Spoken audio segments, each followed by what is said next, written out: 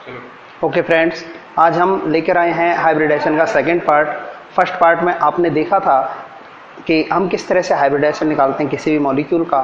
तो अब हम सेकंड पार्ट लेके आए हैं। हाइब्रिडेशन तो हमने निकालना सीख लिया था, आज हम सीखते हैं उसी के सेकंड पार्ट में कि किस तरह से हम शेप बनाते हैं मॉलिक्यूल की और मॉलिक्यूल्स के लोन पेयर कैसे निकाले जाते हैं। तो उसके लिए कुछ नई टेक्नोलॉजीज, नई टेक्निक्स में लेके आया हूँ और आप सीखिए एंड आई प्रॉमिस कि आपको एंजॉय आएगा और हाइब्रिडेशन बहुत ईजी लगेगा। So start hybridisation.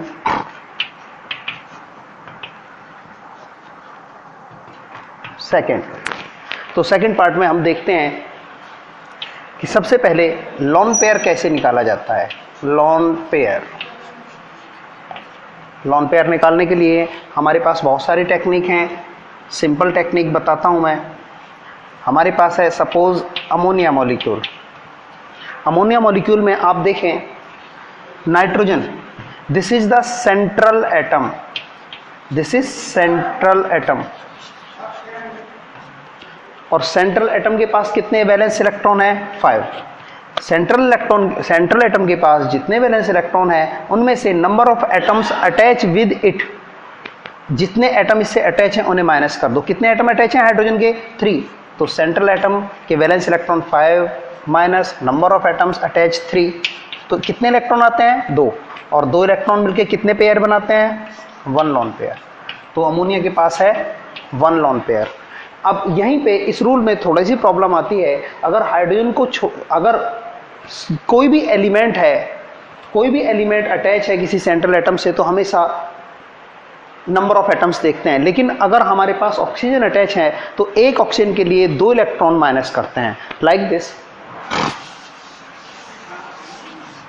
ऐसे देखो, हमारे पास है NO2 माइनस, ये हमारे पास वैलेंस इलेक्ट्रॉन 5 और ये भी वैलेंस इलेक्ट्रॉन में काउंट किया जाता है। माइनस मतलब 1 + 6 माइनस। एक ऑक्सीजन एटम के लिए 2 और 2 ऑक्सीजन एटम के लिए 4 माइनस करेंगे। याद रहेगा, कोई भी एटम है तो हमेशा एक एटम को एक ही काउंट करेंगे, लेकिन अगर ऑक्सीजन है तो एक एटम को 2 काउंट करेंगे बस, और कुछ नहीं। And this is 2 means 1 lone pair. और देखो HCF4, जीनॉन के आउटर मोस्ट में होते हैं 8 इलेक्ट्रॉन माइनस 4 मतलब 2 लोन पेयर। 2 इलेक्ट्रॉन से 1 लोन पेयर बनता है। तो आपको लोन पेयर आया। अब मैं शेप सिखाता हूं आपको, मॉलिक्यूल की शेप कैसे निकालते हैं वो सिखाता हूं। बहुत आसान है। हमारे पास अगर sp हाइब्रिडाइजेशन है तो उसकी शेप होगी लीनियर और एंगल होगा 180, राइट। अगर हमारे पास sp2 हाइब्रिडाइजेशन है तो उसकी शेप होगी ट्राइगोनल प्लेनर और एंगल होंगे 120 ईच। 3 एंगल होंगे 120। अगर हमारे पास है हाइब्रिडाइजेशन sp3 तो इसकी शेप होगी this is tetrahedral and angle is 109 degree 28 minutes. अगर हमारे पास हाइब्रिडाइजेशन है sp3d होने पे हमारे पास स्ट्रक्चर होगी ये ट्राइगोनल बाइपिरामिडल,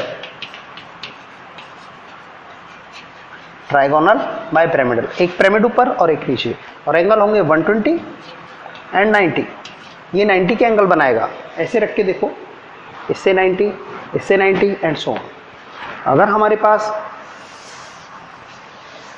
हाइब्रिडाइजेशन है sp3d2 तो ये होगी स्क्वायर बाइपिरामिडल और एंगल होंगे 90 के। और अगर हमारे पास है sp3d3 तो हमारे पास होगी ये पेंटागोनल बाइपिरामिडल, एंगल होंगे 90 और 108 डिग्री। ये सारा एंगल प्रोफाइल है और ये इनकी शेप है। अब मैं एक एक को अलग अलग करके सिखाता हूं आपको। Suppose we have sp2 hybridization, we have sp2 hybridization. तो sp2 hybridization में क्या होगा,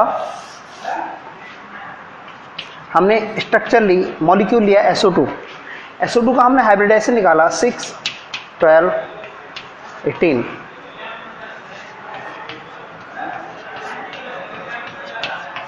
ये आपको आता है, पिछली वीडियो में आपने देखा, अगर नहीं देखा तो पिछली वीडियो आप हाइब्रिडाइजेशन फर्स्ट उस पार्ट में जाएं और देखें हाइब्रिडाइजेशन कैसे करते हैं, कैसे इलेक्ट्रॉन को डिवाइड करते हैं.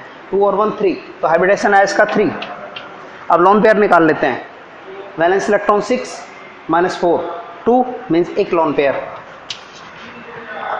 सॉरी हाइब्रिडाइजेशन sp2, 2 और 1 3. अगर ये है sp2 हाइब्रिडाइजेशन है तो शेप ये एक लॉन पेयर, कहीं भी रख दो, प्लेनर है.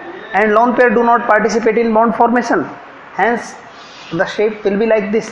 This is bent shape, bent SO. Valency पूरी कर दो, 6 वैलेंसी होती है सल्फर की, तो इसकी कैसी शेप होगी, बेंट शेप.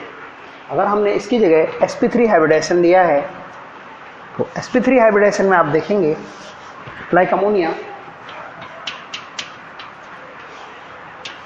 sp3 है तो टेट्राहेड्रल, एक लॉन पेयर है, काउंट करके देख लेना आप, एक लॉन पेयर है, मैक्सिमम डिस्टेंस पे लॉन पेयर रखते हैं. And lone pair do not participate in bond formation, so there will be no bond.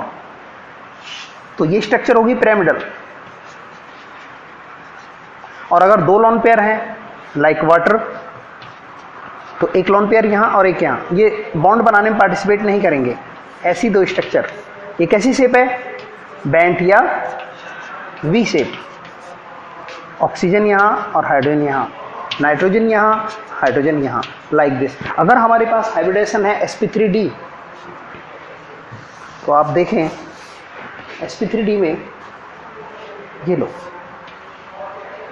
और हमारे पास मॉलिक्यूल है SF4. हमने क्या किया, एक लॉन पेयर है, लॉन पेयर इन पे रखना, इन लाइंस पे.